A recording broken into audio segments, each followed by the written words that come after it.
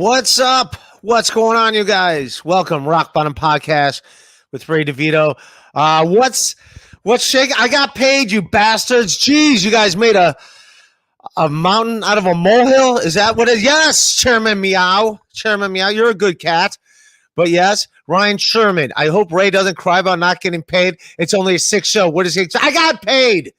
Relax, you bastards. Rock Bottom Bites, Ray's new comedy. That's right. We'll get into it. My new comedy special, A Life Without Balcony. Stephen C. up in here. Ray the Tin Man. Yes, I'm gonna kill today. Zen's producer. What's up? How are you? Scott Fitzpatrick, my dude. Tanya Sale. Brandon, I don't know if you like me or not, but it's all right. Shout out to my sponsors before I get going. SilkCityHotSauce.com. SilkCityHotSauce.com. Put in Rock B. Save 15% on your orders. I'm supposedly getting a hot sauce. I'm still waiting for mine. I think it's going to be called like Ghostface Killers or something. I saw the artwork that Fred Harper did, who also did the logo that you see. Famous comic book artist. He did it. So, yeah, my hot sauce should be coming out. And then also deodorants and soaps from Ari Jane. Famous ex-husband's deodorants, Ari Jane, AEREJANE.com.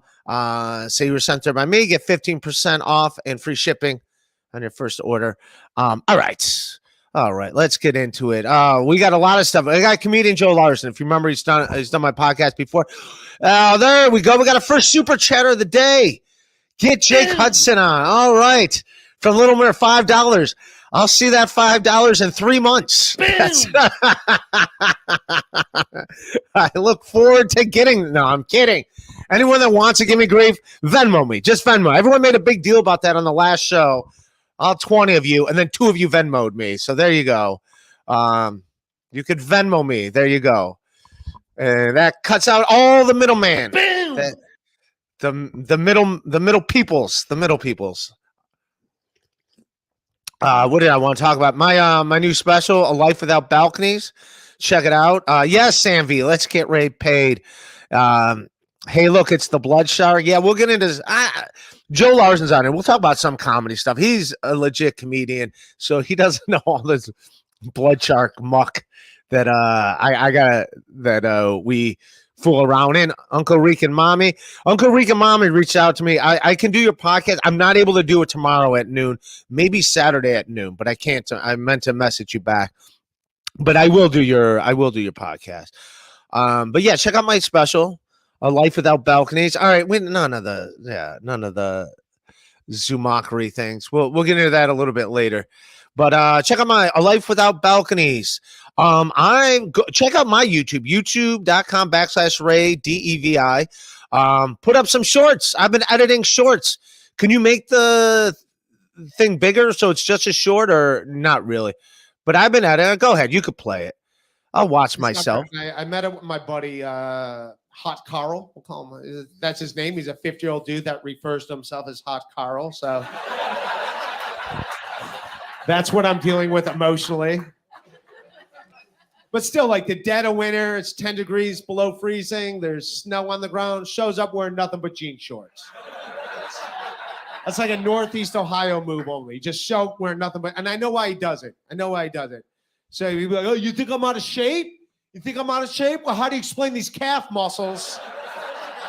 Like, look at the size of these calf muscles. Like, of course, you have giant calf muscles because every time you walk across a room, you're doing 50, 380-pound calf raises everywhere you go. Like, yes. It's like, yes, you're very attractive. Just get a woman to focus on your calf muscles and that Limp Bizkit tattoo. I moved back. All right, there we go. But there's like 6 of them up there. I did all the editing, so it's more so that I did the editing. I'm proud of myself for doing it. I did nail it. So I've been doing that. Yes, I will get into Chad going after Patrick Melton. Not a smart move on Chad's part because Patrick Melton, this is his life, is to do this. So it's not good. Yeah, it could be ugly. But I don't know if Chad's doing it because he wants to be like, it's like wrestling. He wants to be the heel. But I also want to talk about this Pottstown. So everyone's talking about the Shuli Network show in Pottstown, May 13th.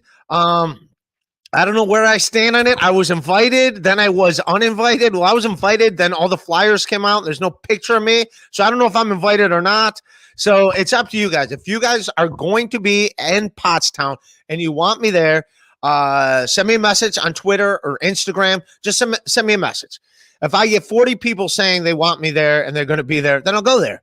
If I do not get 40 people, then I shouldn't be there. Why should I go? If I'm not wanted, then yeah, I don't want to show up to a party I'm not invited to. But yeah, if 40 people want me there, I will definitely be there. If I don't get those 40 people, if I get 40 people saying please don't go, then I might go just to spite you. But yeah, so it's up to you guys. You guys want me there? Hit me up with a message, and then I'll be there. Get it, Ray. Andy is adding you to the poster right now. If received. Brandon doesn't want me there. I knew Brandon didn't want me there. That's for sure. Jake Hudson, what's up, buddy? You doing all right today? You doing laps in the trailer house?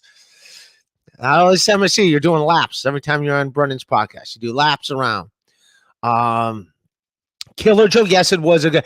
I just wanted to so much show off my editing, which go to youtube.com/DEVI. I put up 6 shorts. And they're all getting, they've all done very well. I didn't put one up this morning, but I'm putting up like 1 or 2 a day. Some of them for my dry bar special, which I'm allowed to do. I talked to them. They're like, yeah, put up as much stuff as you want. So I will do that. I want you to headline. I will headline it. These motherfuckers can't follow me. They think they're going to follow me? Come on. Come on. Are you kidding me? You're messing with the blood shark, man. I'm doing okay. Thank you, Chase. Like, I'm doing okay. So yeah, we will. All right, we're gonna have a good show. I'm checking my private chat. Is Joe here yet or not yet? He is not. Oh, he's not here. Nope. Oh, all right. Well, if he doesn't come, then it's gonna be you guys. For the record, Joe. Oh no, he just texted me. Yes, the other Joe. No, Joe Larson's going to be here. He texted me, but yeah. So yeah, I was going to bring him on to get into it. We could play another clip of my editing skills. Why not? Really? Yeah, fuck yeah, man. I'm a funny son of a bitch. Get these people to. Yes, I will be in MLC tomorrow. Who punched you in the chin? Nobody punched me in the chin. I will be in MLC tomorrow. There will I'd say put on the dry bar one. These are all the one in the middle. The one in the middle? Yeah. And this is dry bar. It's all got to be G-rated. For Barbie. A Barbie for an 8-year-old girl. I thought that was nice. My sister gave me grief. She goes, Barbie is not appropriate because she is going to grow up and expect to look like Barbie. Yeah, I think that's ridiculous because when I was a kid, I had toys I never expected to turn into Chewbacca. And besides, you need toys to be fantasy, right? You do. If they're realistic, they'd be depressing. Say, hey, what do you got there? Some Transformers? The kid's like, no, I got a Steve in his cubicle. He's complete with 30 grand of student loan debt. A bunch of antidepressant medications, but he's got a bunch of staplers he can just get from a supply closet whenever he wants. You can cut it. I was just showing off my editing ability. Take that, Joe. Yeah, no kidding. I can edit my own shit. Yeah. We're sitting around waiting for you. Jeez. Waiting around for that. I wish I had race editing. I know. Hell yeah, man. I'm learning it. So all right, I didn't want to sit here and watch my own stand-up clips. Nobody wants that.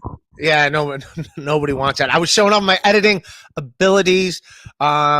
Jake Hudson wants to come in. I got this, Jake Hudson. I got this. But yeah, I guess I will probably be in Pottsville. We'll do that. But yeah, check out A Life Without Balconies. Pottstown. Check out Pottstown. Also, and tonight, I'm not able to do it because I have a comedy show, but I was invited to do The Godfather. The Godfathers of Podcasting, 8 p.m. tonight on the Shuli Network. They have a wrestler. Who's a wrestler?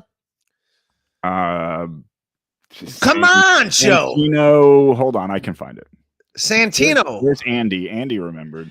Are you still here, Andy? I remember Bruno Sammartino. I remember wrestling in the 80s.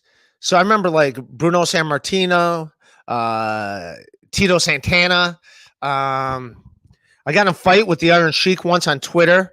I said, if you were a wrestler in the 90s and you're still alive, obviously you didn't take your career seriously. And the Iron Sheik took offense to that, called me a pencil neck geek, and wanted to fight me. And I'm like, bring it on, old man.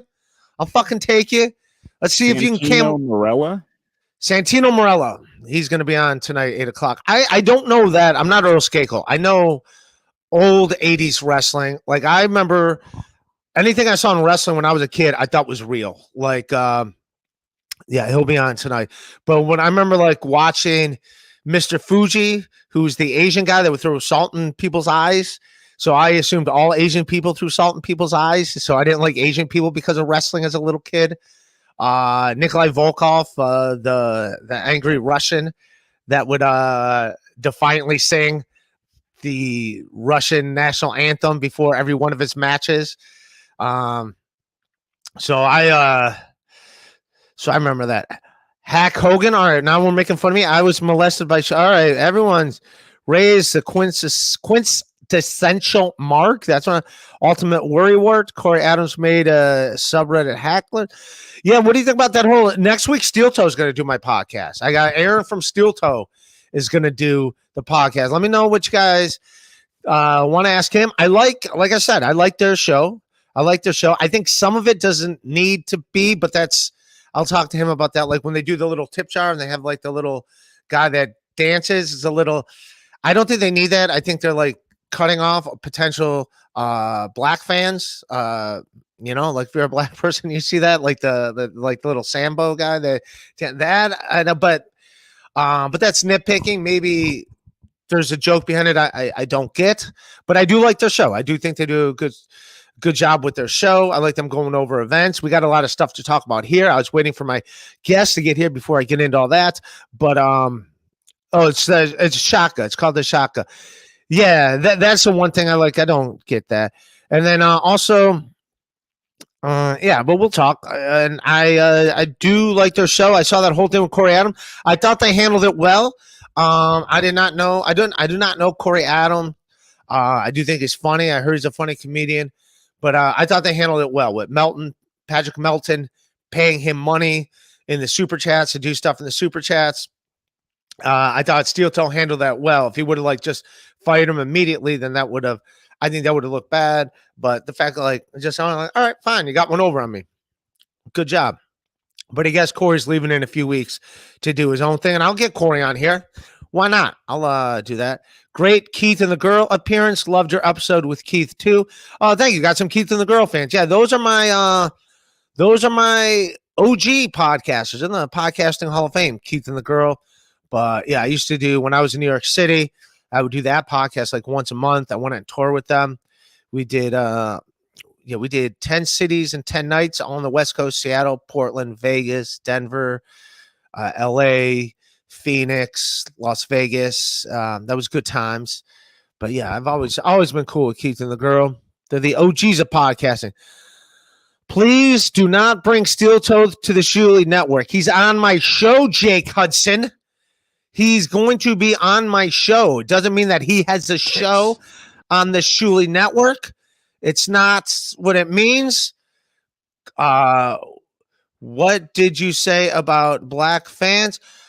What did I say? I said I was saying Steel Toe having that Shaka thing probably does not. Yeah, don't do that. I don't need those sound effects and just random inappropriate words in the sound effect. Why? But no, I was saying that they don't need that Shaka puppet. I think that you would have potential black fans that might see that and might not be fans. I don't have that. I'm talking about another show that has that. Brandon, that is what I'm saying.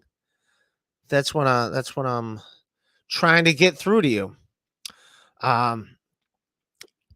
So what else? Get Jake on? No, there's no Jake today. Maybe one day.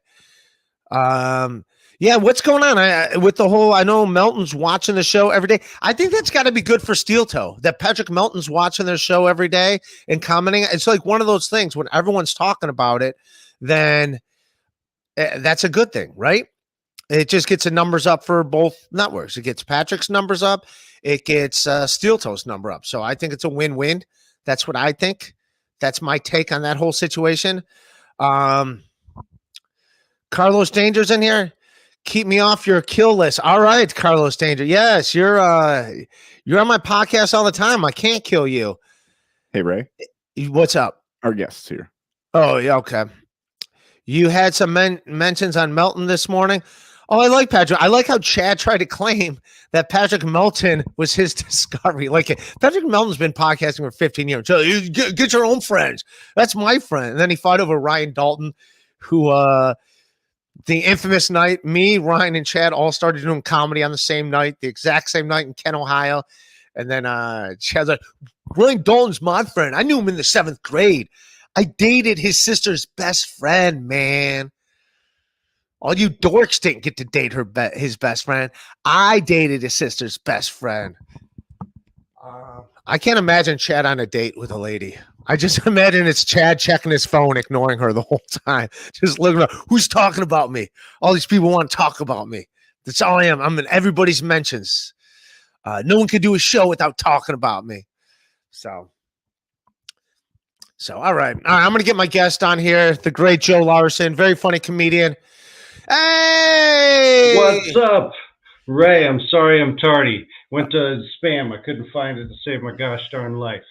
But I'm here now. Very excited to be with you, buddy. How are you doing? You look good, man. You look good. You look fantastic. What were you up to this morning? But I appreciate that. This morning, I was building a deck. Look at you, the family man. The family man building a deck, and now I'm here with you. So it's I try to keep it broad, keep it creative. Everybody out here working. How do by the way, man, that is a nice living room. Look at you. Your wife's doing well. This is the office, my friend. This is your wife's doing well. That's not you. No, absolutely not. This is 100%. I always say, people say, what's the key to success? And I always say, stick your dick in a pile of money. There it is. Marry rich. You can find love later in life. All marriages, I'm going to give you guys a secret if you're not married. All marriages eventually become loveless. Marry for money. It's who gave you that quote? Your wife? Yeah, that was part of our vows. the prenup lawyer. What was your joke? You had a joke I never heard before last time at the stand about your getting the vasectomy or whatever, and the doctor's like, no one's gonna touch your. Well, he said to me, this was funny to me, and I laughed in his face when he said this. He goes, after this procedure, you can't have sex for a week. And I was like, buddy, I just told you I've been married for 10 years. This procedure is not what's keeping me from having sex this week, or this month, or this year. Honestly, I'm just here to have somebody touch my balls. It's been so long. Was that the last time your balls got touched? Was him? Absolutely. Yeah, I'm gay now. I'm gay for medical. You know what's insane, man? Like, I don't. Do you shower at the gym at all, or no? I don't know. My gym's in my garage. Oh, that's right. That's right. Yeah. So I used to, though. I used to shower at the gym all the time. Like, I know you do it because you're homeless. But yeah. But like, I'll admit, like sometimes, like, I'll like taking a shower and like, I'm not that you're looking, but when someone's naked right in front of you, you just see someone with like, some weird looking balls, and you're almost like, dude, you should probably get that checked out. I've seen some dudes with some big looking weird, like they're only noticeable if they're like big for no reason. And you're like, and it's one of those things like, are my balls small? Do I have small balls? It's almost like gets me curious about what's going on with my balls. Like, are those what they're supposed to look like? Are they supposed to be that big? That's the downfall of American males being too afraid of homosexuality and like sizing up against other people. Is none of us have any idea, on average, what we're working with. because there's only two types of people who walk around with their shit exposed, and it's either old dudes, which who don't give a shit. They don't give a shit. shit. Yeah. But the pubes are so overgrown, like you don't even know what's going on, or just dudes with huge cocks. Yeah, I'm not looking at that. I'll admit the penis doesn't really, but like just seeing someone with abnormal sized balls, and I'm just like, I have to look to be like, are they supposed to be like, am I doing something wrong? What's wrong with mine? Yeah, why are mine so tiny? Do I just have tiny balls? I think we should start that rumor. You hear about DeVito? Tiny balls. Tiny balls. He's all cock, no balls. All cock, no balls. It's like two M&Ms down there, just floating around in a Whole Foods reusable bag. Just an enormous sack, tiny balls. But that's the only time I the only time you get to. And I don't know. I do this flex. I will admit this, Joe Larson. You don't have to because you're married and you own a house, or your wife owns a house and lets you stay there. But when I shower at the gym, a lot of times, like, it's almost like a flex move to be, because sometimes like there's like dudes that just like to hang out in the locker room and have conversations. Mm-hmm. So to like kind of break that up, I will stay naked extra long just to make them uncomfortable, to be like, yeah, take your conversation elsewhere. This is a naked guy. I think that's when I'm becoming an old man, because I'll just do naked on purpose to like take your conversation somewhere else, man. I'm excited to see you start using this in other parts of your life. Just your roommate is interrupting you. You're like, you know what? If you're going to keep this up, just start taking my clothes off. I'll just be naked right here. This is how we end all conversations. We're going to finish this one way or another. Yeah. Just start taking off my clothes. Like, well, all right, fine, fuck it. You're either going to leave or love it. It's leave it or love it. It's one of the other. Those are the only options. I have gross feet. That's what I do. Anytime I'm in a conversation, I want to get out of them. Take my shoes and socks off. Just like look at that. I'm missing a toenail right there. See that black mark? A toenail used to be there, and I ran, and now it's a fungus underneath that nail. Got rid of the nail, so I don't have a toenail. I just like that you start out pretty handsome and just get grosser the further south you get. Tiny balls, weird feet. What are your knees like? How are they doing? Not good. I have giant tendonitis in my. I ice my knees. I run 4 miles a day. I ice them. I put the ice pack on my knees. Yeah. I got to get that swelling down. Maybe you shouldn't. Yeah, the gout, Ray. The gout's fine. And you know what? It was Terry Nee who's in here. Terry Nee's an MVP on my Patreon. Patreon.com/Ray DeVito. Terry Nee pointed out that he goes, if you have gout, you shouldn't run too quickly. And I did. I ran as soon as the swelling went down. And now my toe's a little weird because there was still some crystals in there that didn't leave yet. So my toe is not, I might have done a little bit of damage. So Terry Nee warned me, and like an idiot, I ran. And it's better, but like it's a little, I don't know. Speaking of gym stuff, Kevin will tear you a new one after you do steel toe. I'm not doing steel toe. Steel toe's doing my show, and I'll let Kevin know tomorrow, and I'll ask Kevin Brennan what he wants me to ask steel toe. I don't know. I bring people together. Dude, Joe, there's podcast wars going on, and I'm the only neutral one where I try to bring people together. I'm a very nice guy, but these podcast fans want blood. There's no in the middle. It's either your team A or team B. You can't be cool with both. Absolutely. What a great image to pop up on the screen right there. I'm surprised Kevin Brennan is alive, let alone fighting anybody. He's still alive. Huh? He's killing it. He's killing it. I call him the beef starter. That's my wrestling name for him. He's the beef starter. He 100% is. That man hates everyone, including himself. He's a good man. He's a good man. No, he's a good guy. And he's a funny comic. Funny as shit, yeah. Christ, is he funny? Oh, my goodness. Well, that's what happens. He's great at this because, like, he's funny. He could be mean and funny at the same time. Yeah. Where a lot of these people don't know how to do both. They just know how to be mean. Yeah. And it's, like, lost. The only reason why it works with him is because he's mean and funny. Even when he's, like, yelling at me or making fun of me, it's still funny.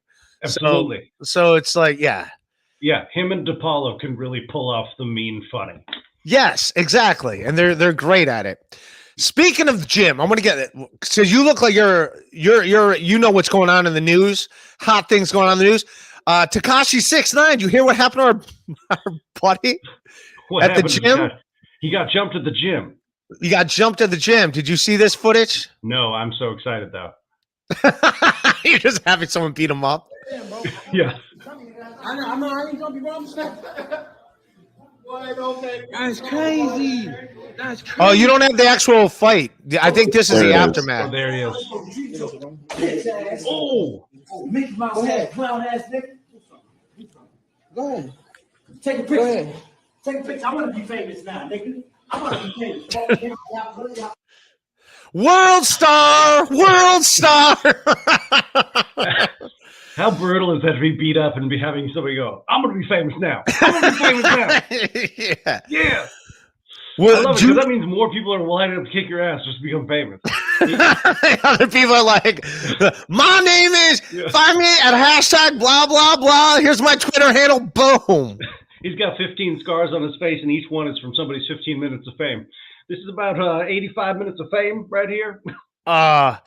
Well, you know what that goes along with, like going on these podcasts where Chad Zumock, who does Brennan's podcast. That's what he got beat up like 2 weeks ago. Where this has been talked in depth. I've done podcasts with him since, but he got beat up, and then he claimed that the person that beat him up was Anthony Cumia fan. They punch him. This is for Anthony Cumia, and they like beat him up. It's like. And then it turns out he was lying. Then he got Patrick Melton investigated the whole thing, found out he was lying. There was no police report. He didn't go to the hospital, all that. So Chad changed his story. And then he's like, no, I did get beat up. And the guy still said, this is for Anthony Cumia. So it's still an Anthony Cumia, which I think he did get beat up. He's very punchable. Okay. But I think he went up to someone who's like, do you like Anthony Cumia? Do you like Anthony Cumia? Are you? And the guy's like, get out of my face, punched him. And niggas like, I knew you were a fan of Cumia. Fuck these Cumia fans.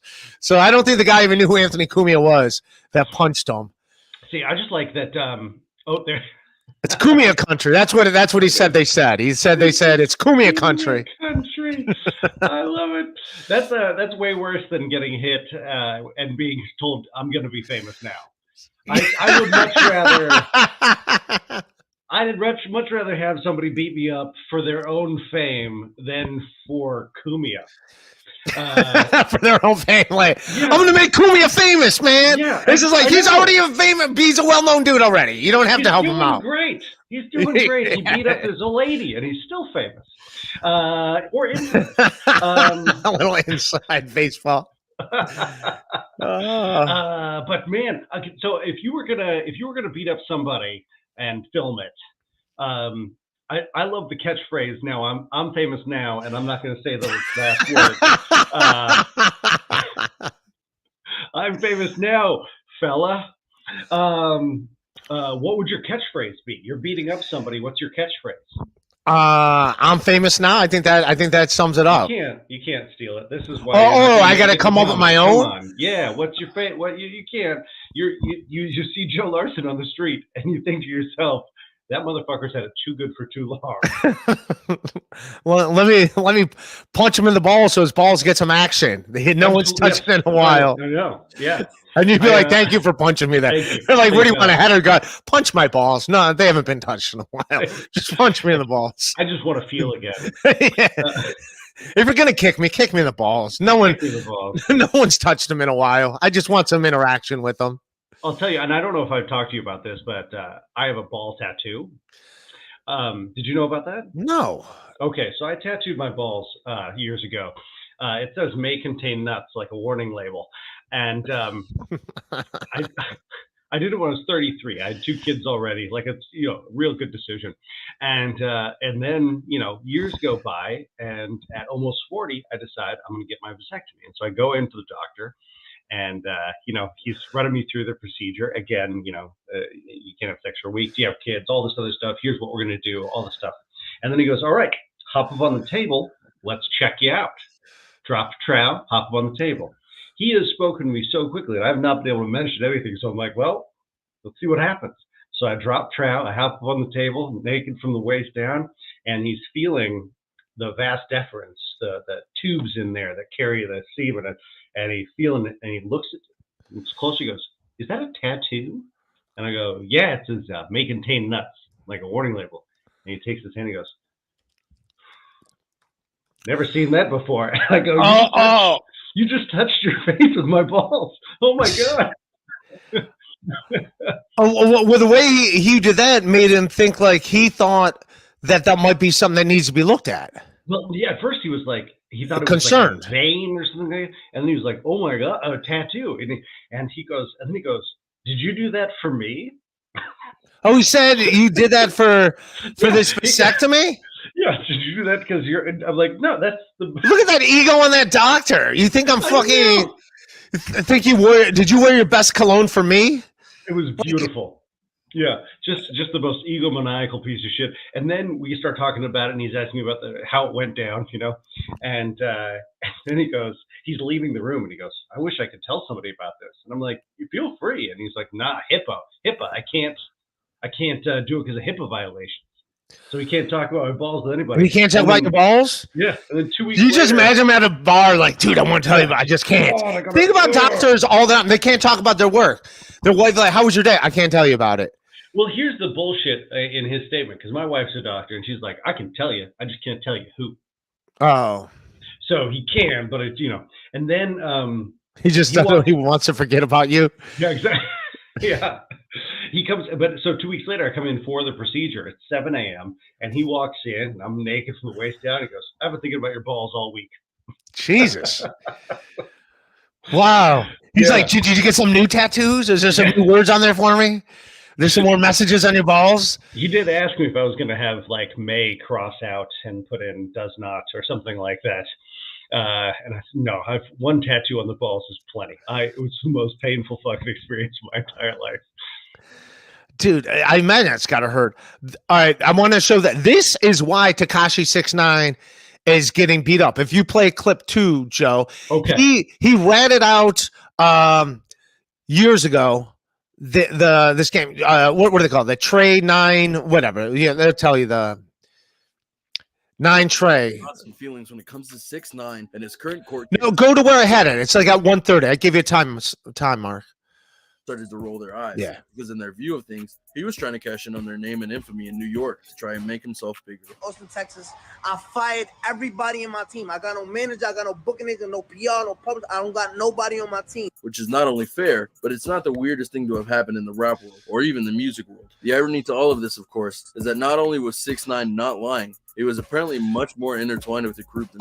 Go back, Joe. It's at 54 seconds to 1:10. It was at 54 seconds in. That was the note. The 1:10 for the next video. Yeah. It was far from a sure thing. Why is that? That would be because 6ix9ine was an incredibly loud and rather obnoxious young rapper. He was part of the mumble rap movement, a group that almost literally does and says whatever they want and do whatever it takes at times in order to get street cred and fame and fortune. But are you serious about your craft? Is I guess what I'm asking. No, literally not.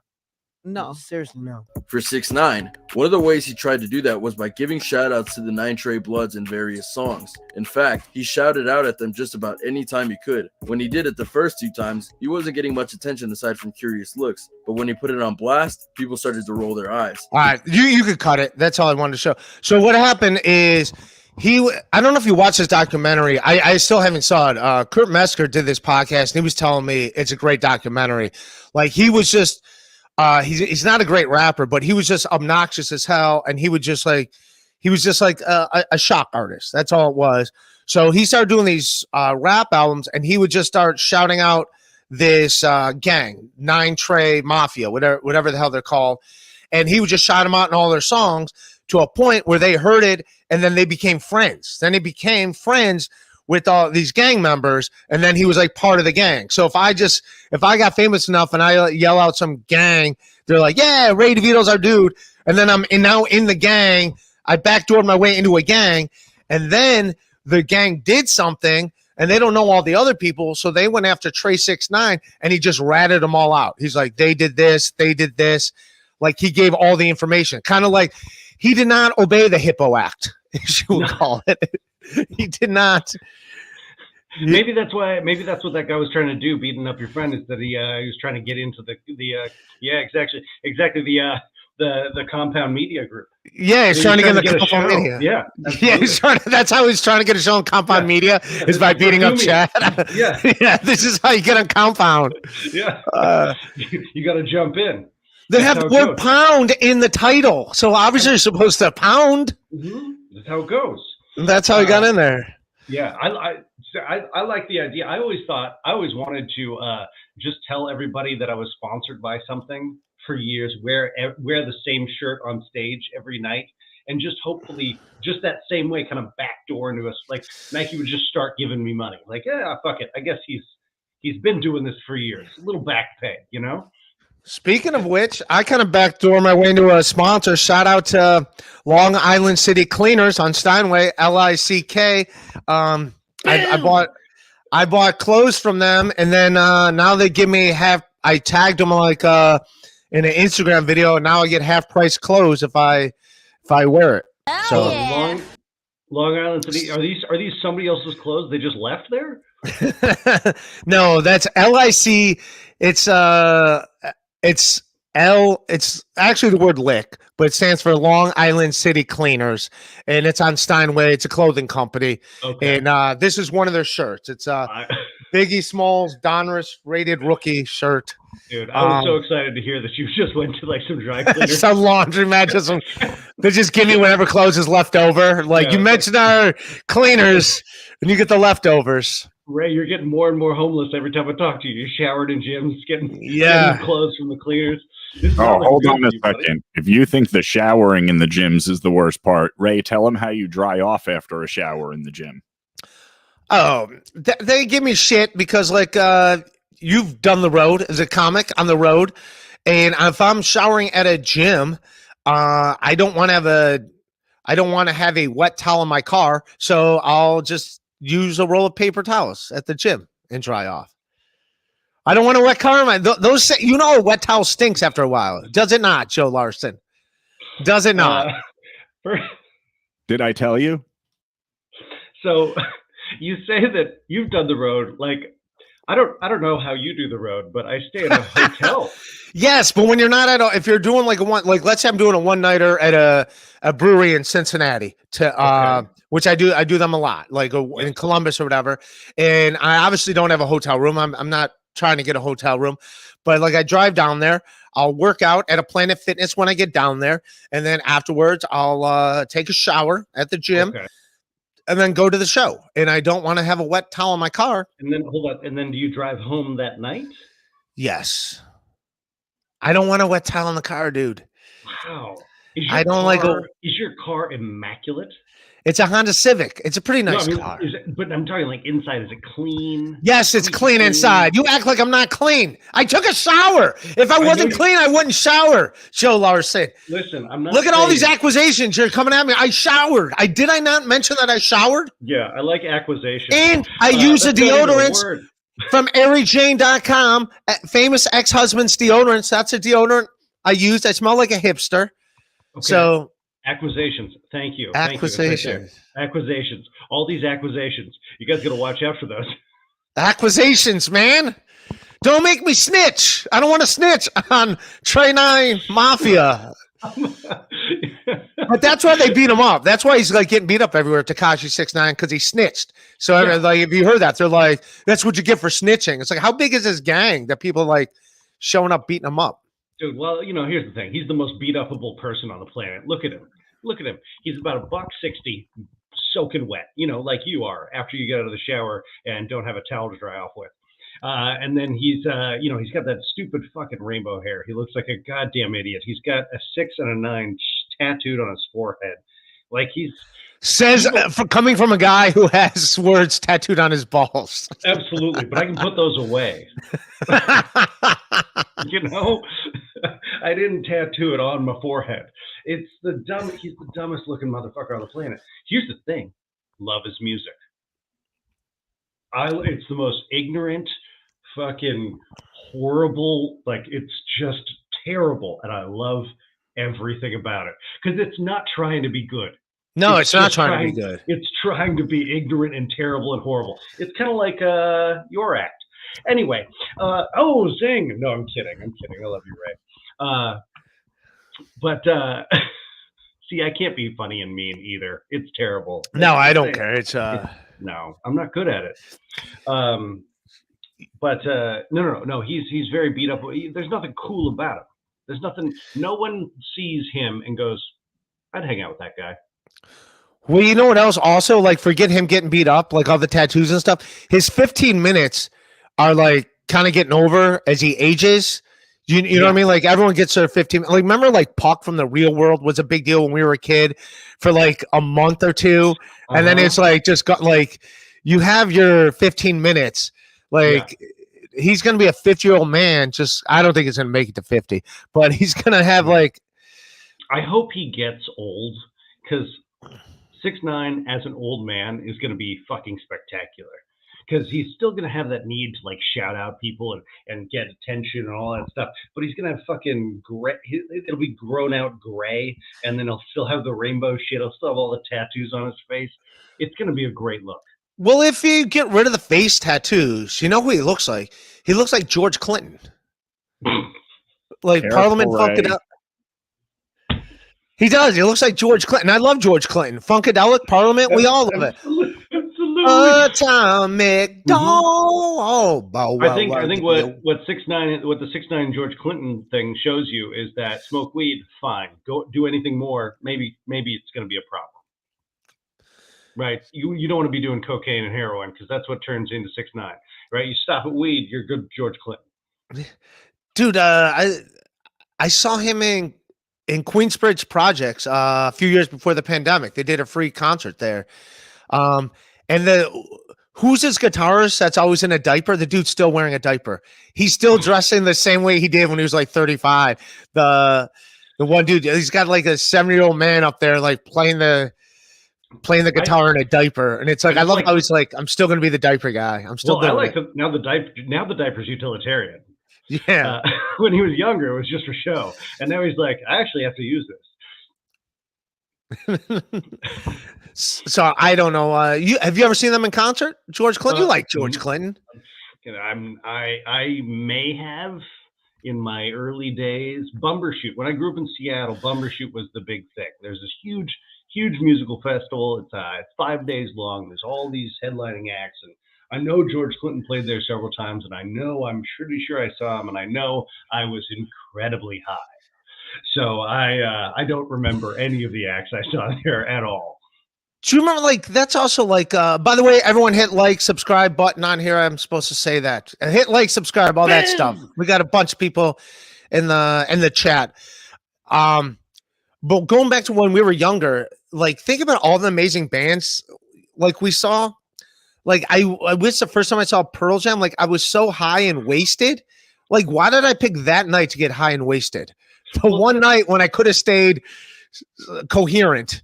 Like, why did I do it that night? It's Pearl Jam. They suck anyway. So don't worry about it. You think they stink? You really don't like Pearl Jam? Are you crazy? He is to rock. He is to grunge music. Eddie Vedder is what 6ix9ine is to rap. It's that mumble rap shit.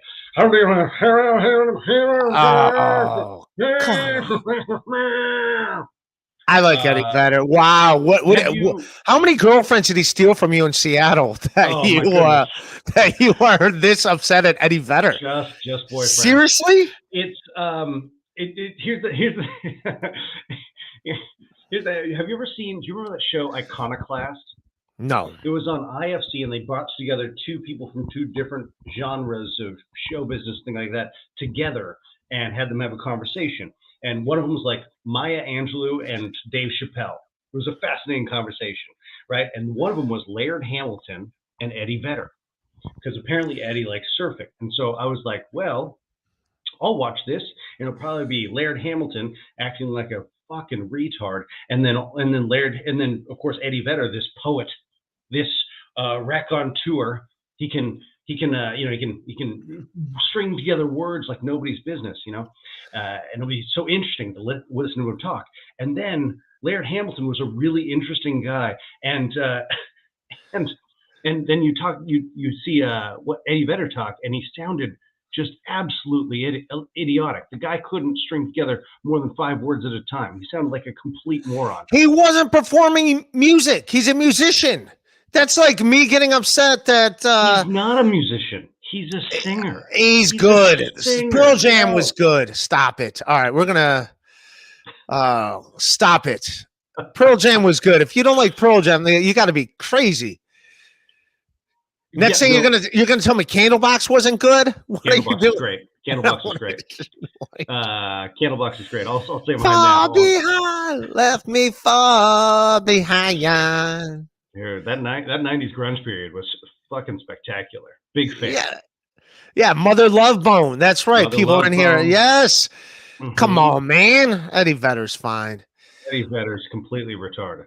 Oh, I like Eddie Vedder. It's fine. I mean, everybody's got their type. You know, we all make mistakes.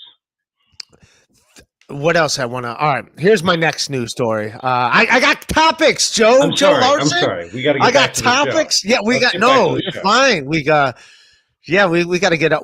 Who's your favorite band in the '90s? Then I mean, to be cliche, Nirvana was fucking spectacular.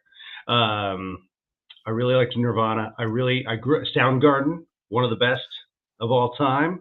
That was my first concert, Soundgarden. I came home with broken glasses, somebody else's shirt on, and a concussion. It was great. Bob Levy says Oasis. Oasis. Jesus Christ, Bob. That's a terrible choice. Do you like you? I didn't. You seem. So, I like Oasis. I like Oasis too. Yeah, it's really nice. It's great music to slit your wrist to. Oh, Jesus, you have harsh. You have harsh opinions about music. Yeah, I know. Every time Oasis comes on, so I look up from my soup and I go, "Thank God this isn't a knife." Jesus, you seem like a very mild-mannered man, but you talk about music groups you don't like, and it's such like Nirvana and Pearl Jam weren't that far off. They're both good bands. Like Soundgarden, Pearl Jam's kind of in the same ballpark, and you're like, what? Wow, talk about you are like these comedy podcasts where it's either team A or B. Can't be in the middle. Can't be a fan of both. No, pick one or the other. One lives, the other one has to get decapitated. Absolutely. Just crying Oasis. What would we call me? Acquizations? Acquisitions. No, it wasn't. It was. It sounded like an Outcast album. Acquizations. Acquizations. I can't wait to. Yeah, there it is. Acquizations. All these acquisitions. I think you should start to do a Ray DeVito glossary of terms. Acquizations. Boom. Yeah. Every time you come up with a new one, it's got to be entered into the glossary of terms. I would buy a T-shirt that said that on it. It does look like a cool word. A cool word. Yeah. All right, let's get back into this. Other news stories going on in the day, man. Did you see this? Colin Kaepernick. Colin Kaepernick just came out with a book. You know who he is, the quarterback. Yeah, he used to play for the San Francisco 49ers. I thought it was called something to kneel on. Yeah, so he was the one that he got blackballed because supposedly because he would kneel during the anthem. Here's what I also think. Yes, he did get blackballed, but if he was still good as a number one quarterback, he would have found a job. That's what I think. Deshaun Watson, still, there's a lot of dudes that kneel during the anthem that still got to play football again. But he was adopted by white parents. I didn't know he was adopted, but his parents are white. And he just came out with a book talking about how, and in the book, he claims that his parents who adopted him were racist against black people. His white parents that chose to adopt him were racist against black. Like they went to the orphanage and they're like, yeah, let's be heroes and adopt a kid. Like, oh, geez. Do you have any white ones? This is embarrassing. All right, play the video and then we'll talk about. All right, I can't hear it. Yeah, back up a little bit. Back up like 5 seconds from where I gave you so we can hear the whole thing. All right. Navigate the world. It's his true high school coming of age story, his journey embracing his blackness despite resistance from many, including his white adoptive parents. I know my parents loved me, but there were still very problematic things that I went through.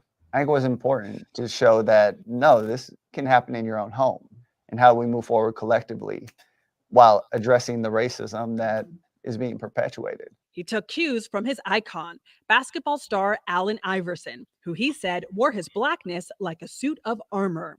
And teenage Kaepernick wanted cornrows to match. He's getting what roles, his mom asked? Oh, your hair's not professional.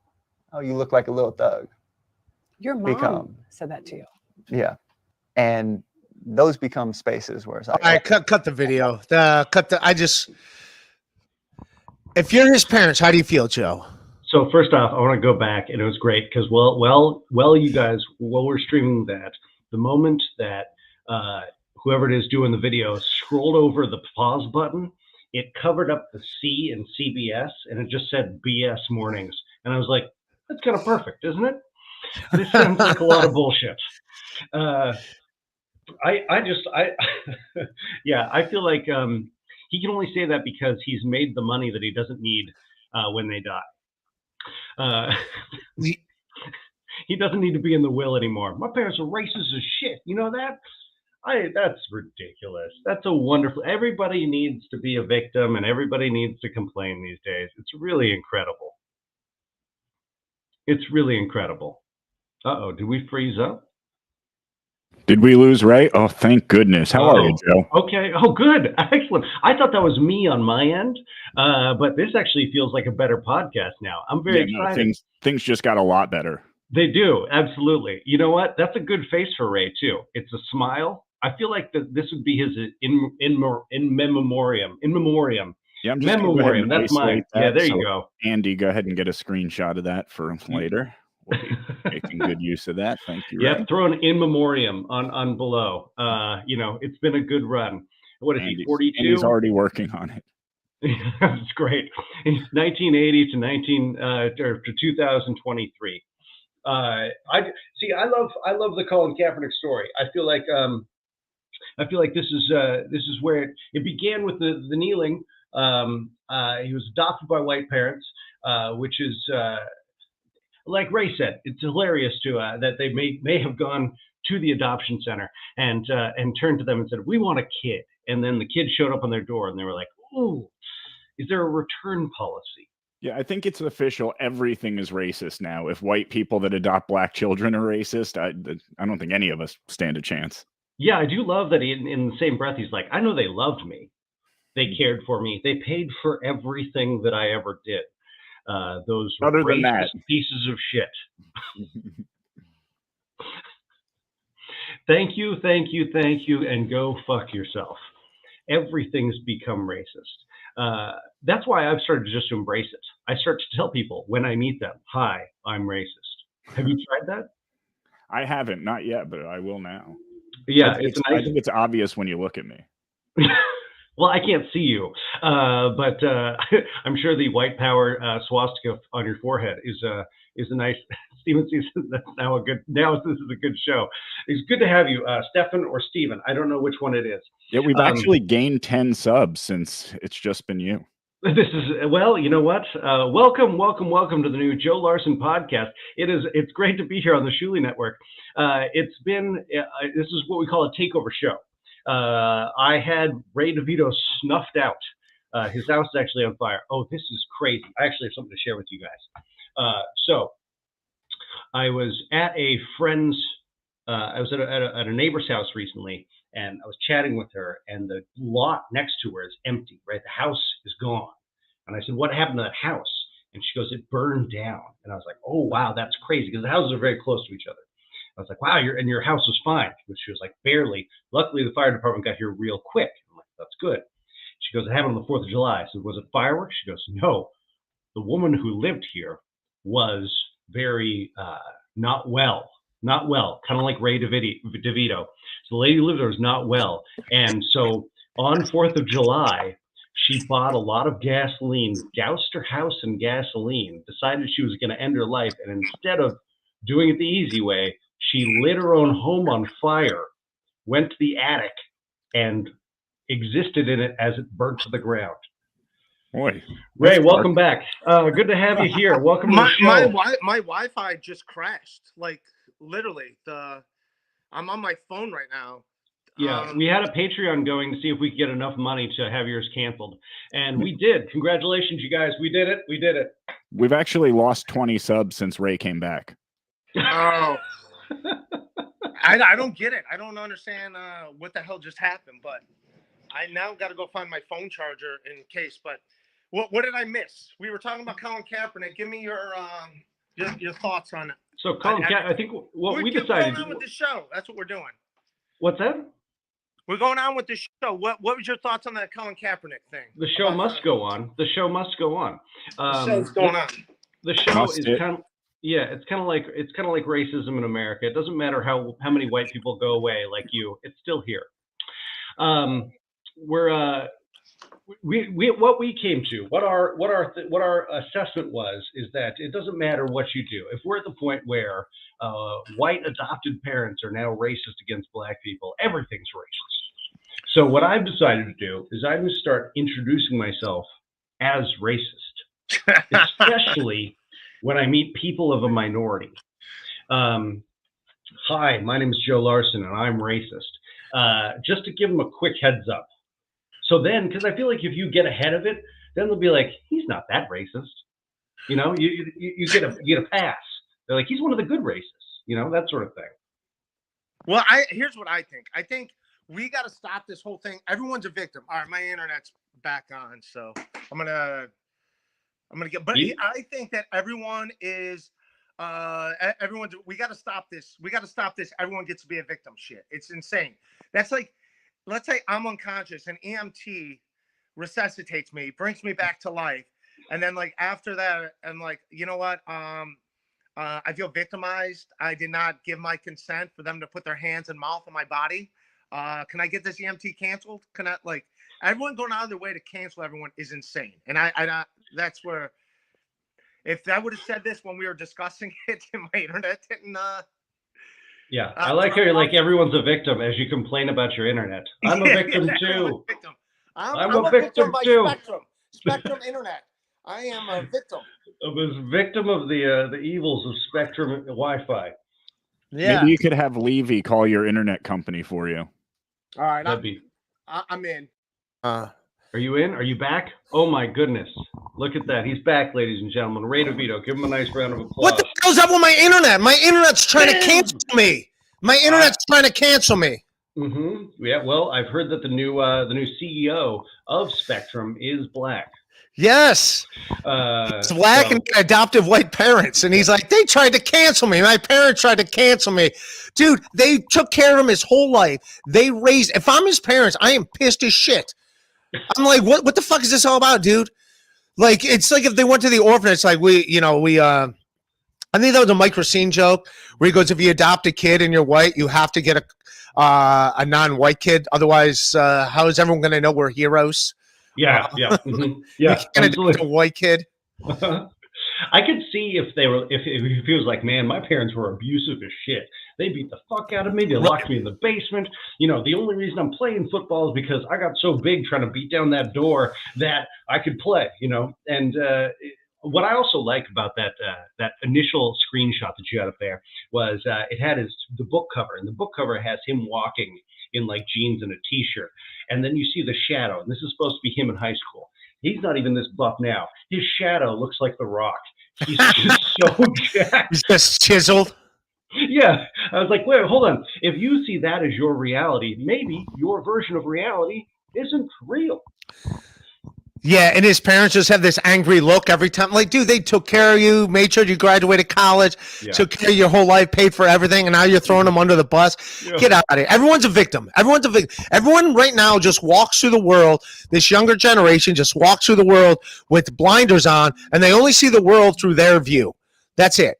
And they assume everyone should also see the world through their view. What they don't understand is other people are also walking around with blinders on. Like, it's just people walk around with blinders and everyone upset that other people don't see the world through their stupid blinders instead of being like self-aware of everything that's going on.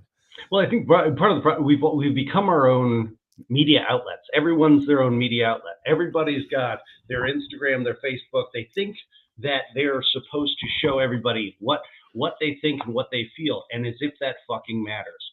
Hey, look, I said something dumb and it's got 48 likes. People like my ideas. No one likes your ideas. Well, that's what happened to 6ix9ine. Like he wanted some street cred, so he just started mentioning a gang, and the gang's like, "All right, we're getting. You can come hang out with us." I do like that it just came back to beat him. Yes, that's how it should all be. Colin Kaepernick's parents need to beat him up in an LA Fitness. Wouldn't that be great? Wouldn't that be great? I'm like, we're famous now. Now I'm famous, bitch. Now Yeah. I'm famous. Now I'm famous. Yeah. That's how it it now, bitch. Yeah, who's famous now? I'm famous. Get this on the internet. Well, that's what I said when Will Smith hit Chris Rock. He sold more tickets in the next 30 days than he did in the past, or in the next day than he did in the past 30 days. And I was like, if anybody's upset with anything I say, please turn your camera on and smack me out of obscurity. I can take the press. This is I need the money. I got a mortgage to pay. I like how I think it was Bill Burr was doing a joke about like the whole Will Smith thing after it happened, where he made his apology. He like, I went to India, I did this. Like, you had to go to India to fucking find yourself. To like, really, like everyone's like, hey, everyone needs to better themselves. So everyone who has a problem should go to India and like go pray with Dalai Lama or something. And like, I found myself, I was wrong. It just shows you're only black until you're rich. Because he was like, listen, I got to be a white girl. I'm going to go to India and find myself. Yeah. I got an eat, pray, love moment. He smacked a dude, and then he had an eat, pray, love moment. What would you think of the special, Chris Rock special? It was great. It was great. I thought it was great too. Chris Rock. I love Chris Rock. He has never had a bad special. Some Chris Rock. I love some Chris Rock. No, I think he's a GOAT. Oh, absolutely. Absolutely. It was a nice reminder, too, because you watch comedy now, and he once said something about the difference between A&E, the Improv, and Def Comedy Jam. And he said, I would rather watch Def Comedy Jam. He goes, the jokes are worse, but at least they're trying. At least there's some energy. At least they're pushing for it, whereas on, A&E, the Improv is just people standing there with this. And it was nice because even when you watch like Chappelle and those guys that are spectacular, they don't have the energy that like a Ari Spears or a Chris Rock has, where they're going for it. Bernie Mac had that energy. He was still, but he was going for it. I ain't afraid of you, motherfuckers. I'm not afraid of you, motherfuckers. I'm not scared of you, motherfuckers. My favorite Bernie Mac was he'd tell a punchline and then music come on, he'd just start dancing, I'm not scared of you, motherfuckers. It was beautiful. How'd you like the special? Your Chris Rock. I loved it. I loved it.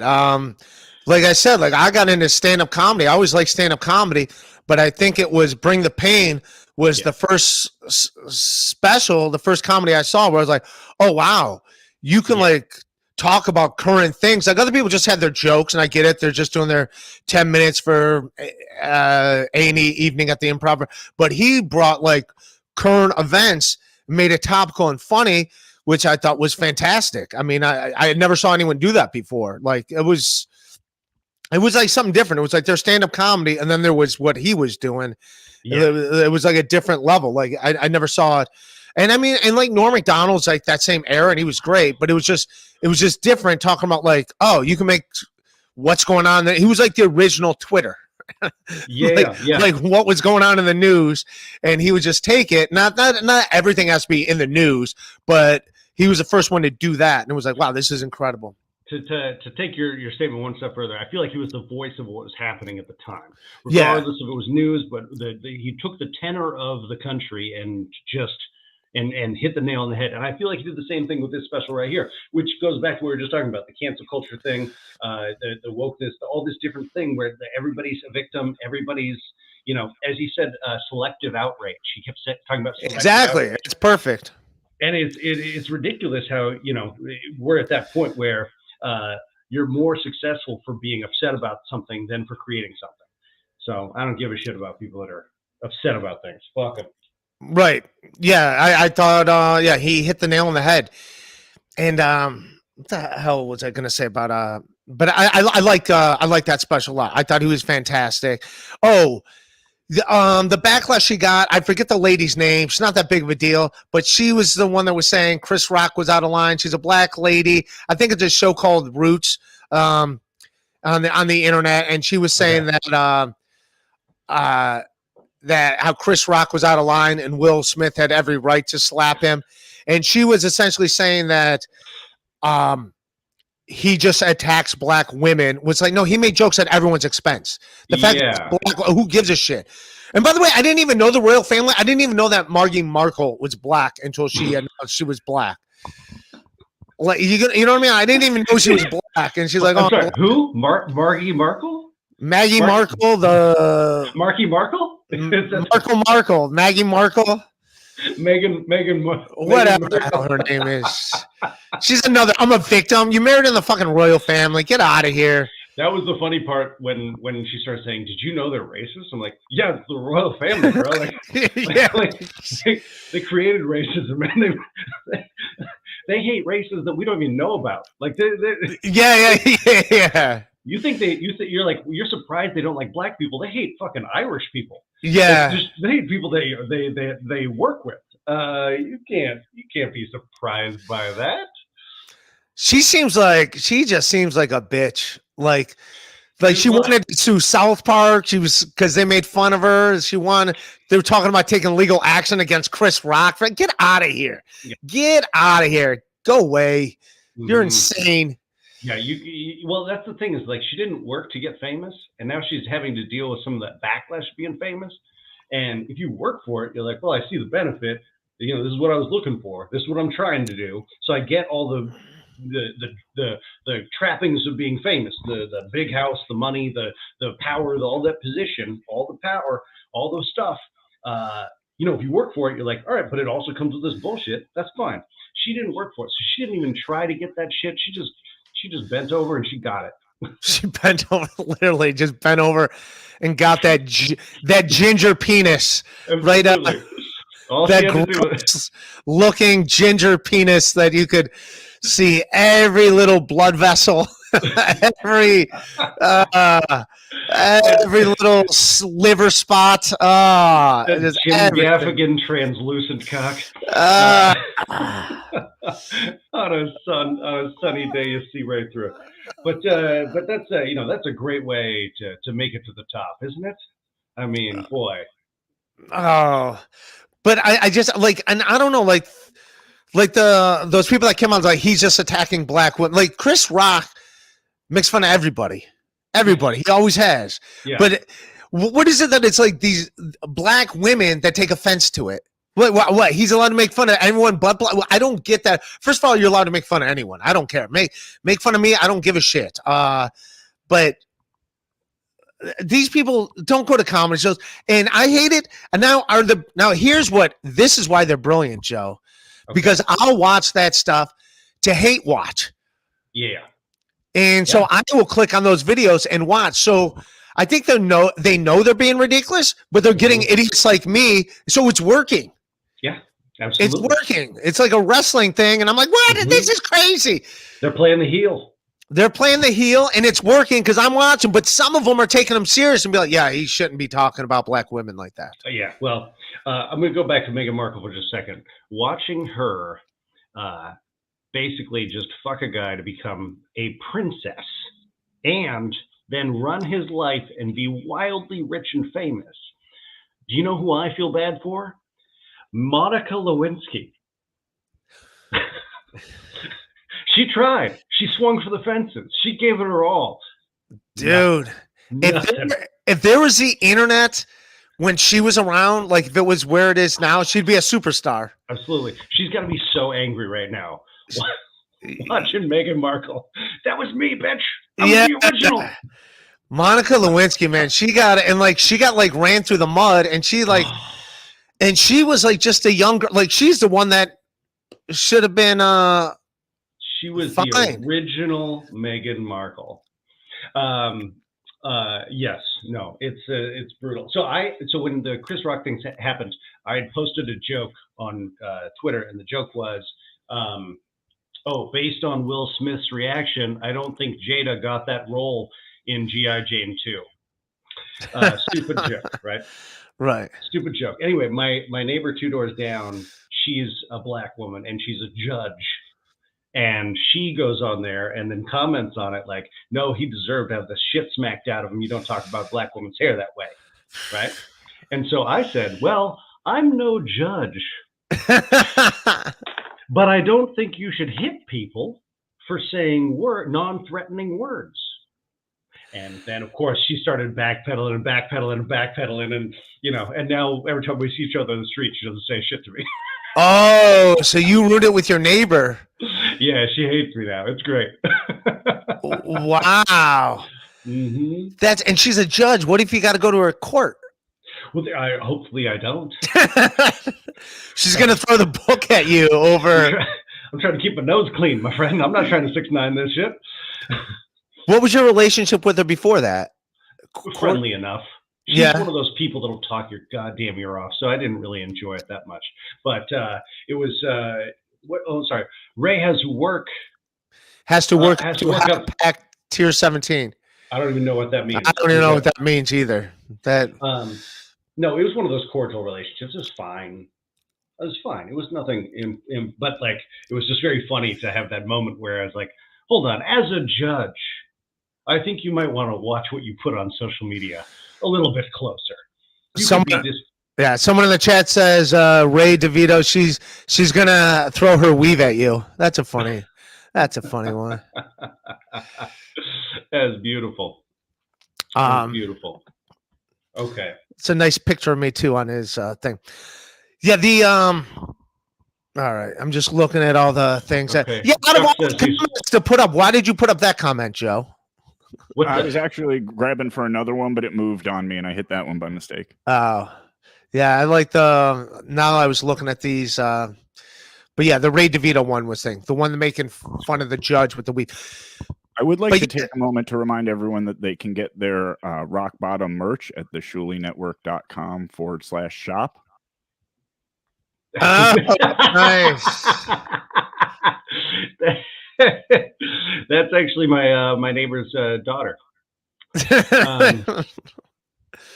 But that's what is she a judge of? Now you got me curious what she's a judge of. Good. She actually just got her judge thing. She just got her appointment to be a judge down in Newark. I think it's family court. So as long as I don't beat my kids, I think I'll see her. I don't want to see her, you know. Yeah, dude, I don't understand where that came from. Like Chris Rock makes fun of everyone, and like, why is it like a black woman thing? That's where the line is drawn. Like, I don't get it. What do you think? You think we're gonna come back around where everyone's gonna get sick of this? Everyone's a victim thing. It's already started. Everybody's sick of it until it's their chance to be a victim, and then they're like, sweet. You know, I think this is, you know, it's very exciting. I haven't had the opportunity to be a victim yet, but I'm very excited for it to be the victim. Just waiting, victim ready. Hashtag victim ready. I say I'm racist and I'm ready to be a victim. So if you got something for me, let's do it. One of my favorite things, Joe, I don't know if you have this. I'm talking to Joe, the producer. From last week's episode, I was going to show this. If you still have that email about the chick at the gym that got kicked out of the gym on TikTok. If you have the video, great. I'll find it. Yeah. But so this chick, so what's going on now is like these girls are on Instagram or TikTok and they're like influencers. That's what they're called now, influencers. And essentially what they do is they work out of the gym and then they like set the phone up to pick out guys that are like checking them out to be like, look at this guy not minding his business. Look at this. And they do these things called stare counters, like all these dudes. So this chick is doing it. And the dude that works at the gym, like calls her out, like, what are you doing? And this is how to not approach girls at the gym. And she got kicked out of the gym. So it's hilarious. Yeah. Yeah. No, not this one, Joe. No, not that one. No, it's the one I sent you last week. It was the girl that got kicked out of the gym. That's the girl that started it with the stare counter. Ryan Long had a funny video about her because she's like, and it's literally just a dude like walking around, not really looking at her. So Ryan Long, who we know, Ryan Long and Danny Pollitt show.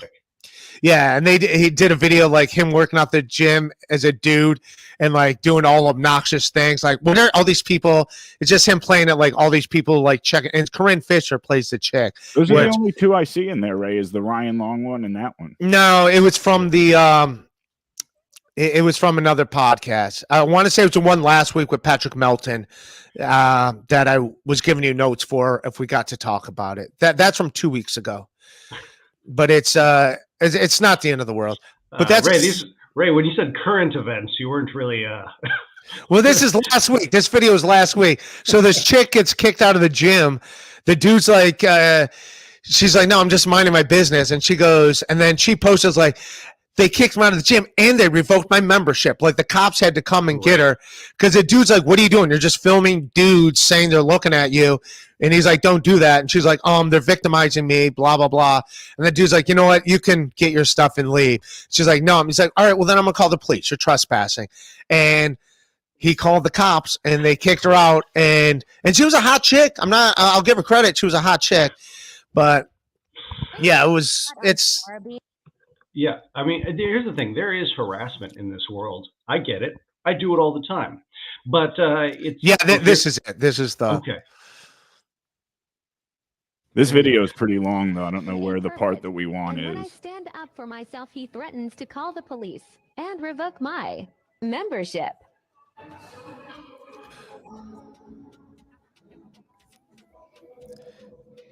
Yeah, we don't got to... Yeah, oh, so look at that. Look at how hard you have to go in on this. Yeah, she's not filming herself doing a thing. Yeah, oh yeah, that's her talking to the guy. Yeah. That ends up kicking her out. I don't know. I want to say something to the TikTok, but if I didn't, who cares? But yeah, they end up. You could scroll forward to where they like kick her out. Yeah. Here's the thing. I have a similar thing. Right there. That's where they kicked the exact update that me and a whole bunch of people that I saw in the comments wanted. You were rude to this man for no reason. You made a... Yeah, so she got kicked out and her membership got revoked. This happened to me once. I was in a private pool or a public pool, and I pulled my dick out. And just because when people started looking at me, they kicked me out, which I thought was very rude. They revoked my membership, and I was like, "This is my body, my choice." And they were like, "Sir, you can't masturbate in the hot tub." And I was like, "My body, my choice." Yeah. What's this world coming to? I'm on her side. You're on her side that you can't just like shove your camera in people's face and being like, "This guy just keeps staring at me." Yeah. I want to do that. I want to walk around my fucking phone, just be like, "Look at this person." And just film them, be like, they will not leave me alone. Well, I feel like to come full circle, right? We started this with when you're in the shower, you're not meaning to look, but there's a dude's balls right there. So you kind of glance and you go, they bring it. And then she's literally like taking her clothes off. If somebody, it doesn't matter who they are, if I see somebody taking their clothes off, and again, there wasn't a shirt underneath the sweatshirt. It was like, she was like, there's no shirt, oh, there's a bra. If I see somebody, it could be a big old fat dude. I'm going to take a gander. I'm going to take a glance. I'm going to take a look. I'm not checking out. I'm not over here jerking off on the incline bench machine. I'm just looking because it's a unique and different thing that's occurring at the gym. How full of herself was she? Was like, this person's being a complete pervert. I started just innocently taking off all of my clothes in a public space, and he started looking at me. That is absurd. Can you believe this? I just anyone that has her back I just think it's hilarious that she got kicked out. Did she deserve to get kicked out and her membership revoked? I'm not saying. But I don't know, maybe people will stop doing it. I thought she was hot. I will give her that. I thought she was very attractive. I would have looked at her if she was at the gym. I mean, that's if you're an attractive fella looking at her, it's not a problem. She'd go, "Hey, look at this guy." Who was it that I think it was a Greg Giraldo joke about like when you wear cleavage or like women like show out their cleavage and he's like, it's not a smart bomb. Like, yeah, you might be hitting the millionaire, but you're also hitting a homeless guy in the subway. Like it's not, you don't get to pick who looks at you. As I've always said, Brad Pitt will never be accused of sexual harassment. It's never Brad Pitt that sexually harassed me. It's always, hey, I fucked Brad Pitt. Speaking of which, I did see this. We don't got to play it, but Michael Irvin, who got fired from the NFL on Super Bowl weekend at the Marriott. Are you familiar with that story? No. So he was at a Marriott. It was Super Bowl week. He was covering it for NFL Network, and some lady that works at the Marriott came up to him. I saw the video came out. But at first, the video wasn't out. It wasn't released. So he's at the bar at the Marriott. He saw some Eagles fans like, hey, Michael Irvin, can we take pictures with you? He's like, sure. And he goes, but not in the bar. So they went outside, took some pictures. But it was a female employee from the Marriott that came up to Michael Irvin, initiated the conversation. They talked for a little bit. He came back in. They talked again.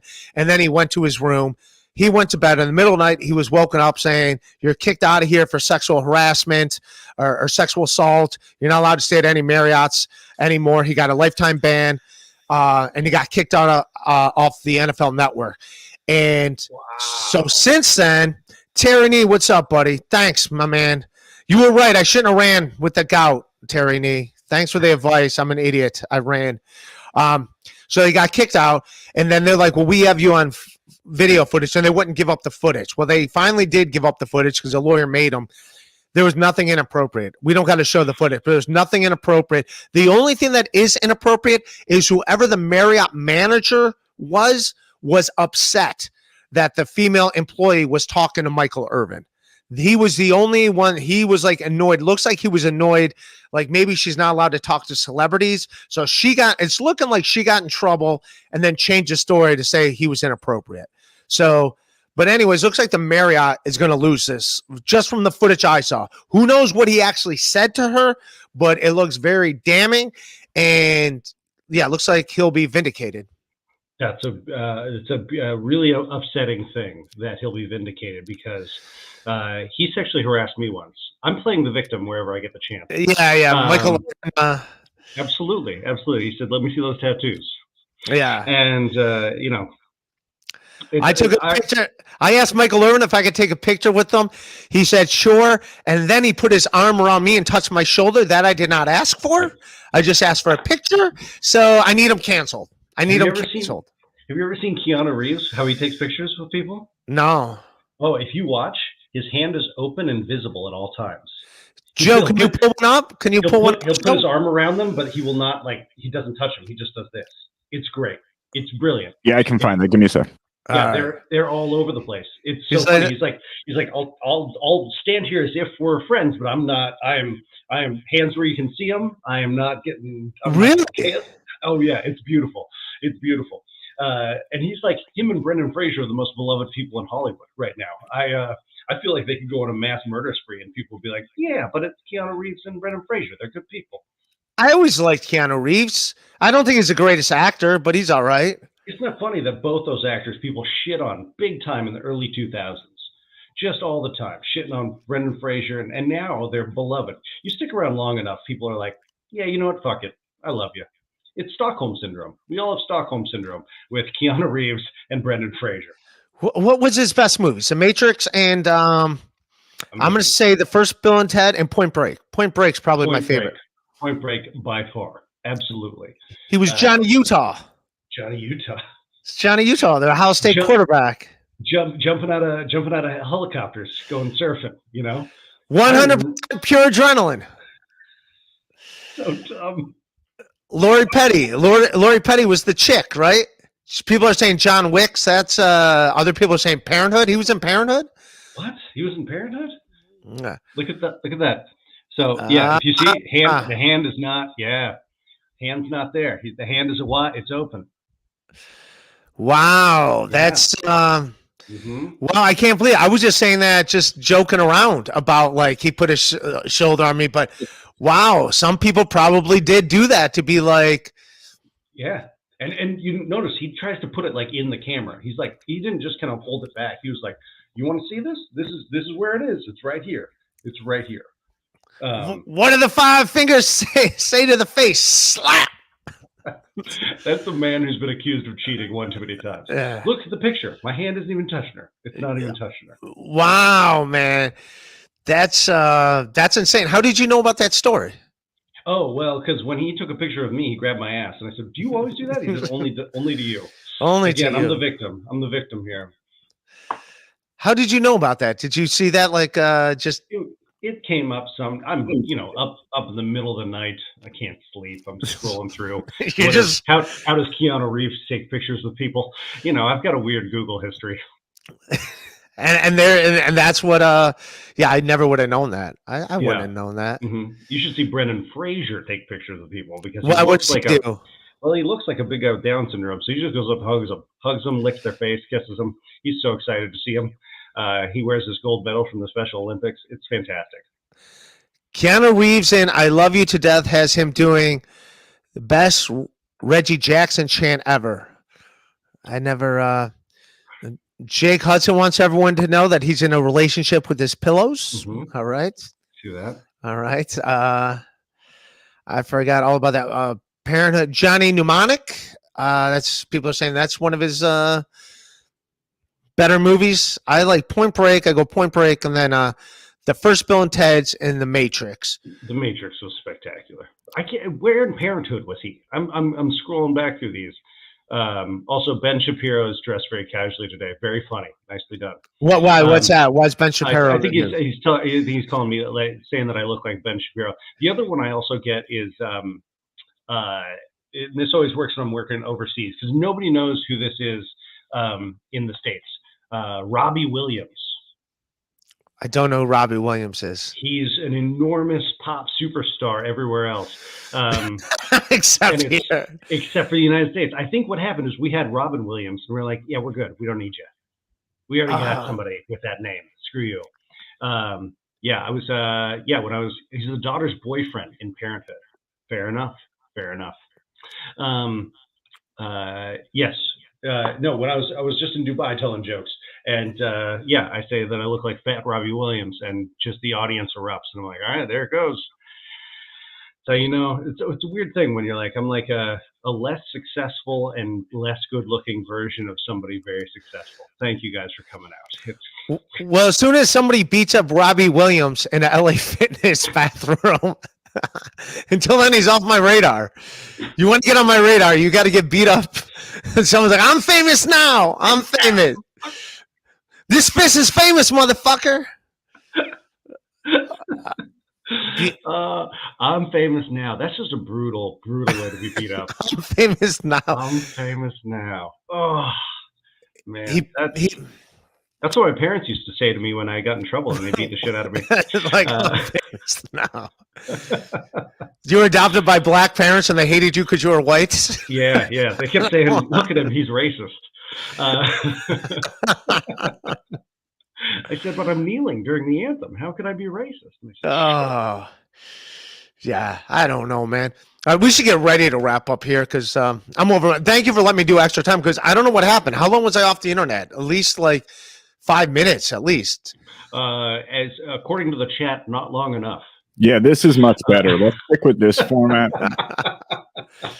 I hear you, man. Everyone hit like and subscribe on here. Please do. Joe Larson, where can people find you, buddy? Instagram, comedian Joe Larson. Comedian Joe Larson. Follow me on Instagram. That's where. Or in South Orange, New Jersey. That's where I live. Come to my house. 33. No, I'm kidding. I'm not going to tell you my address. Yes. Right there's all yours. Yeah, comedian Joe Larson. Follow me on Instagram. Yeah, there's all my the rest stuff. Of it doesn't matter. Are you doing well on TikTok? How's TikTok working for you? I put up videos and they get like the one got 7,000 views. I'm getting like a couple thousand views per video. I started cutting up you did a dry bar. I talked to them. Yeah. I can cut up parts of my dry bar and put them online. So I started doing that, but then also my special, been putting them up. I've been doing it the last 5 days, been putting them on my YouTube, which is youtube.com/RAYDEVI. And then also TikTok. And then on Instagram, they're doing well on TikTok, but I'm not getting that many subscribers. I think I got like 15 new subscribers in the last 5 days, but some of them get like 7,000 views, which I don't know. I guess that's not good for TikTok, but it's like good considering I never put anything on TikTok. And then I started doing that on Instagram, and they started popping. I got one with like 40,000, another one with like 20,000. They're killing it. Oh, really? Yeah. Is it all the hashtags? Because like maybe I don't know. I'm Yeah. old. I don't know what I'm doing. I'm Yeah. old. I'm dying next year of old age. I got to see what people put at their hashtags because like mine are doing okay, but I think they should be doing better compared to what I see other people's doing. It's like, but they're doing all right. Like everyone on YouTube gets like a couple thousand, I'm averaging like 2,500. I think you should superimpose just to, because what the two things that I've seen people like on Instagram and on TikTok, there are three things really. It's dancing, it's comedy, and it's tits. So I think that you should superimpose tits onto yourself as you tell the jokes. Tits. You know, just in post, just get tits put on there. And then dance it up, and I think you're going to be a fucking superstar. I could dance a little bit. Can you dance? Yeah. Oh my god, I'm going to a dance competition this weekend. Get out of here! Are you really? In Atlantic City, absolutely. Is it for your kids? Yes. Okay. So you will not be dancing. I will be, and they won't like it. They'll be very upset. Why? I hope your child does well. What are they dancing? Is it like? There's a jazz piece, a tap piece, a lyrical piece, group number, bunch of stuff. All right. If someone wants to get you on the dance floor, what's a song that you hear you'll start dancing to just for the heck of it because it brings back nostalgia or something? Oh, I mean, okay. So if we're gonna go like middle school, I Got 5 on it. I got 5 on it. Yeah. Which due to inflation is now 25. Yeah. That was a middle school dance song that was like doom doom. That comes in. Doom doom. Doom doom. Yeah. Oh, doom doom. I got 5 on it. Yes. Ray and I are starting an a cappella rap group. Doom doom. We're gonna be so popular. We're gonna get beat up at an LA Fitness. Yeah, we're gonna be somebody famous. They're gonna beat us up. Is it called Boys to Dopes? Boys, what? You say Boys to Dopes? Yes. Boys to Dope. What if you hear My Prerogative? Does that get you going? It's my prerogative. I can do what I want to do. Tell me why can I live my life without all? No. What about MC Hammer's You Can't Touch Us? Oh, dude, can't touch. What about Humpty Dance? I'll go Digital Underground. Do the dance. Do it, baby. Do the Humpty Hump. You'll dance to the Humpty Hump? I'll dance to the Humpty Hump. Here's the thing. I'm very much reconsidering this whole band idea with you after hearing those two renditions. Yeah. And don't forget, you can catch Ray May 13th at Soul Joel's. Yeah. Pottstown, PA. That's a fun room. There we go. I will. Someone's got to headline it, Joe. Someone's got to headline it. So I know. So who's headlining it? It's got 17 openers, as you can see. Yeah. 17 openers. Jesus. Yeah, and then I'm going to have to headline the show. Yeah, well, good for you, man. That's great. I'm gonna have to do it, man. You're gonna have to do it. Somebody has to. Yeah. When is that? May 13th? Yeah, May 13th, man. May 13th, Pottsville, Pennsylvania. Tickets available at theshulinetwork.com. Absolutely. And then also you could see me in New York City, April 4th at the Stand in New York City. Fun show. Yeah, fun show. Joe's done it a bunch. I got Mark Norman's on it with me, Maddie Smith, Joe DeVito, Ray Goots, and we'll have a good time. And I'll do an album release thing because I'll have my download cards for people that want to. I'm yet to get my download cards. I was a Sirius XM exclusive. Did you do an album lately? You got to go through a label now. You can't just give them your stuff anymore. Yeah, mine was on there until they did that whole bullshit where they got rid of anybody asking for money. They're like, all right, I know. Oh, you want to get paid for this? We're done with you. Yeah. Get out of here. So I might have got lucky that I got in with the record label after everyone else kind of got kicked off, because I think my old stuff got kicked off. Mm-hmm. I'm thinking about re-recording my first album with updated jokes since it's gone. Since it's gone, I might as well do the jokes. They're still my jokes. I'm like, you guys remember these entertainment coupon books? My mom used to give them to me to go on dates with. That was one of my first jokes. Was it? Yeah. Oh, great. Trying to be romantic with an entertainment coupon book, like you ladies like bowling. You want to go bowling with me? It's a good bet. You want a half off on an appetizer? I can make this magic happen. That's a great bet. Oh. You can see more of this gold on May 13th at Soldiers. Yeah, there we go. And it's 6 p.m., ladies and gentlemen. That's right. It's an early show. Ray DeVito is in his late 40s now. He has to get back to bed, so it's a 6 p.m. show. Hell yeah. Ray goes on at 8. The openers all start at 6, and it's going to take 2 hours to get through them. Starts Saturday, May 13th at 6 p.m., ends 4 days later. It's the Woodstock. Yes. It's the Woodstock of Pottstown. All right, but thanks for hanging out. One more time, tell them where people can find you, Joe Larson. What's Instagram? Comedian Joe Larson on Instagram. That's the one. Comedian Joe Larson. CJL, as they call me here in the streets of South Orange, New Jersey. Be careful at LA Fitness. Thank you. LA Fitness. I don't want anyone to be famous. Yeah. Like, I'm famous now. I'd be getting the shit kicked out of it going, look who's not famous now. I'm not famous now. All right. Thanks for hanging, buddy. Thank all you guys in the chat. Hit like, hit subscribe. Go check out Joe's stuff. I love you guys. See you, buddy. Peace.